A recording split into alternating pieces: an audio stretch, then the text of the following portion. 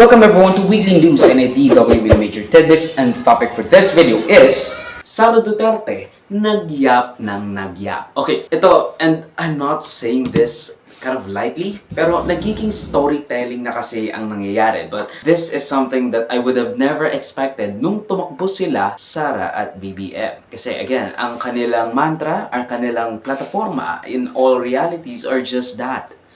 Unity, unity, and unity. Na if you told me na in a few years, maglalaban itong dalawang ito, well, first, tatanong kita paano mo nalaman, but also, I would not believe you. Kasi I don't think they would be dumb enough to contradict yung mga pinagsasabi nila nung tumatakbo sila. That the only reason why they got elected. Why would they contradict that? Unity, di ba? Pero matagal na tong laban ng Dutertes at Marcos, and you can check my NIDW Major Tidbits na makikita nyo sa aking mga video. Nagpa-surprise press conference si Senyora VP Sonia, and indulging the ramblings for 2 hours of a Fiona Bratinella, we get a few soundbites na maaari kong i-capitalize tulad ng "and in any order." Hindi marunong maging presidente ang nakaupo. Kasalanan ko ba yun? Hindi. Hindi marunong maging presidente si PBBM. Now, she then followed it up with saying, kasalanan ko ba yun? Kasalanan ko ba? Besh, even you admitted later on na ikaw ang dahilan kung bakit nanalo si Marcos. And I have been saying that. Alam naman natin na ang lakas ng tatay mo. Ang lakas mo rin. Kaya nga, di ba, 32 million ang bumoto sa'yo, tas 31 million lang kay Marcos. Kaya alam namin kapag tumakbo ka, mananalo ka. Yun din ang sinabi ng tatay mo. Hindi niya alam bakit ka tumakbo ng vice-presidente kay Marcos kung in and of yourself, pwede kang manalo as alone. You can win alone. You don't need Marcos. Hindi lang namin inakala na magi-giveaway ka kay BBM. Kaaway ng lola mo yan. Kasama siya sa mga nagpoprotesta laban sa rehimeng Marcos. Inappoint siya ni Cory Aquino. At hanggang ngayon, dahil kay Cory Aquino, kayo ang may-ari ng Davao. Ayaw rin ng tatay mo dyan. Mananalo ka kung ikaw yung tatakbo as the president. So, yes, kasalanan mong hindi marunong maging presidente si BBM. Or at least according to you, because he's doing fine most of the time para sa akin. Aside from the human rights abuses, whitewashing of his family's inglorious legacy, at paglapit niya sa US, alienating our biggest trade partner, China. He's doing great, all those things not considered. Now, certainly better than what we could have imagined. Now, next on the list is Si BBM, sabihin ko sa inyo, may listahan ako ng 5 bagay na impeachable offense niya. Pero sa tingin niyo, papasa diyan sa House? Of course, hindi. may listahan ako ng 5 bagay na impeachable offense niya. Well, bring it on. Dapat lang na isinuwalat or isiwalat mo yung mga masasamang pinaggagawa niya dahil you still have the political machinery. You're the second highest executive official in the Philippines. Don't hang it over the Filipino people kasi kung gusto mo talaga ng magandang buhay sa mga Pilipino, tatanggalin mo yung mga tiwaling nasa posisyon. And that includes Marcos. Kahit na sinabi niyang, tingin nyo papasayan sa House? Siyempre hindi. Well, of course. Because, Romualdez holds that office. Just the mere fact na meron kang impeachable offense at kung i-release mo sa public would be devastating, would cause a riot. Kaya, i-release mo or you should have released it anonymously. Kung ayaw mong mabalingan ng galit ng presidente at ng kanyang mga crony, you could have just released it anonymously. Don't even mention it anywhere near you kung natatakot ka na mag-gurgur ka ulit. Please remember that. Anyway, ang next niyong sinabi is, Hindi ko alam. Pero isang beses sinabihan ko talaga si Senator Amy. Sabi ko sa kanya, kung hindi kayo tumigil, huhukayin ko yung tatay ninyo. Itatapon ko siya sa West Philippine Sea. Sinabihan ko si Senator Amy. One of these days, pupunta ako dun, kukunin ko yung katawan ng tatay nyo. Tapon ko yan dun sa West Philippine Sea. I don't think sumagot siya. Ipapahukay ko yung labi ng ama mo at itatapon ko sa West Philippine Sea. Now, while I love the enthusiasm of digging someone out of the grave, you know, sa sobrang hater energy mo, para kasi Kendrick Lamar na, I hate the way that you walk, the way that you talk, I hate the way that you dress, your price, one of the feature requests. Okay. Now, while I love the enthusiasm of digging someone out of their grave, tapos tatapon mo sa significant, hotly contested territory ng Pinas, I don't think she delivered that quite well. And, you know, if Duterte was the one saying that, if Rodrigo Duterte was the one saying that, that could be a funny thing, that could be a soundbite. Pero from you, I just don't think you have the gusto, you don't have the panache, you don't have the Duterte crass populist drive, and basta yun para ma-pull off yung ganitong language. Ipapahukay ko yung labi ng ama mo at itatapong ko sa West Philippine Sea. Look, you could have just said na ayaw mo talaga at hindi dapat na nasa libingan ng mga bayani si Marcos Sr. at gusto mong ipahukay at ilagay kung saan sa Ilocos. So you could get some points para sa mga liberal at anti-Marcos, sa mga Dilawan at Pinklawan. Pero, you know, I don't think that this is the right way to kind of say it. Like, you have a lot of prospects and you have a lot of image problems, especially with your tantrums. But anyway, and you know, Late October, after deadline ng filing, tumawag sa akin si Senator Amy Marcos. Sabi niya sa akin, pwede ka ba tumakbong Vice President? Sabi ko sa kanya, alam mo, hindi ko pa narinig ever na sinabi sa akin na tumakbo akong Vice President. Sabi ko, bakit mo ako nire-request ngayon na tumakbong Vice President? And I'm happy that she was honest enough to say, kasi matatalo kami ni Lenny kung hindi mo dalahin ang Bisaya. It was very straightforward. Now, it was all about winning, sinabi niya sa akin. another bombshell revelation she revealed was the fact na wala siyang planong tumakbo sa pagka-vice presidente at tinawagan siya ni Amy Marcos para tumakbo kasama si BBM para matalo si Vice President Leni Robredo.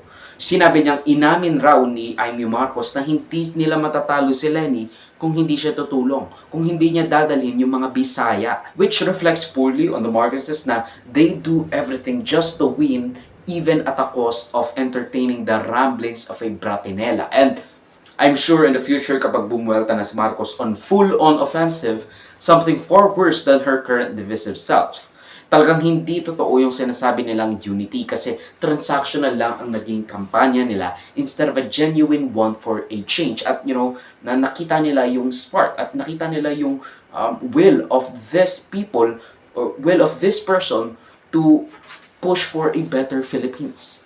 Transactional. Ang gusto niya lang daw na mangyari is ma-ensure na tuloy ang lahat ng mga pinagpapagawa ng tatay niya.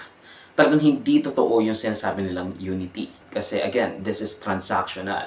Dinawit mo pa si Senator Amy, one of the few people sa Kongreso na hindi ka inaaway. And as a matter of fact, tinutulungan ka pa. Tapos idadawit mo pa siya dito.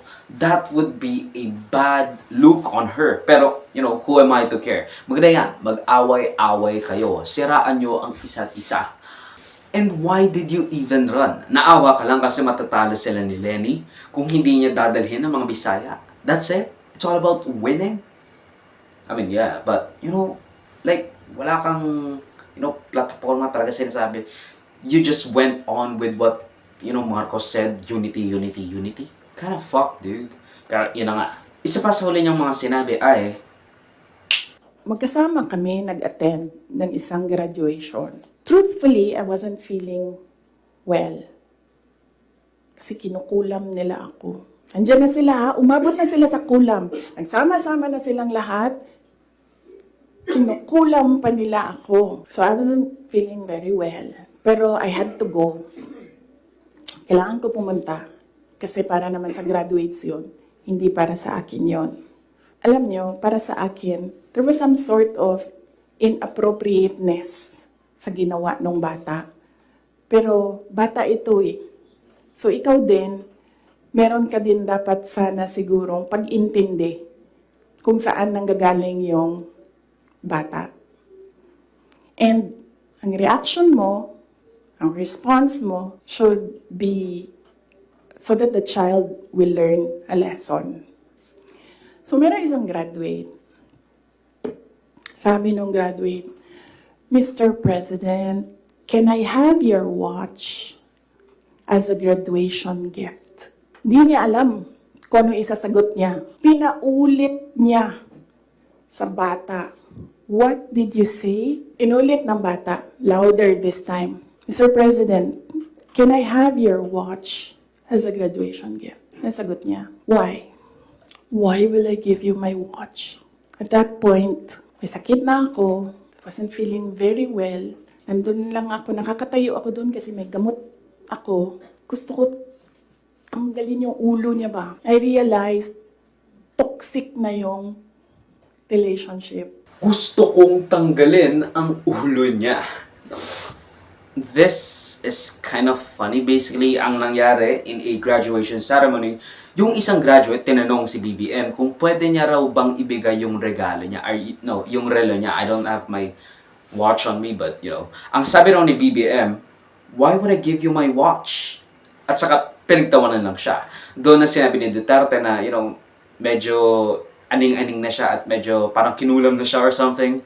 Tapos medyo, pagod siya. Kaya medyo nainis siya. Sabi niya, gusto kong tanggalin yung ulo ng dalawang katabi ko. And sinong dalawang katabi niya?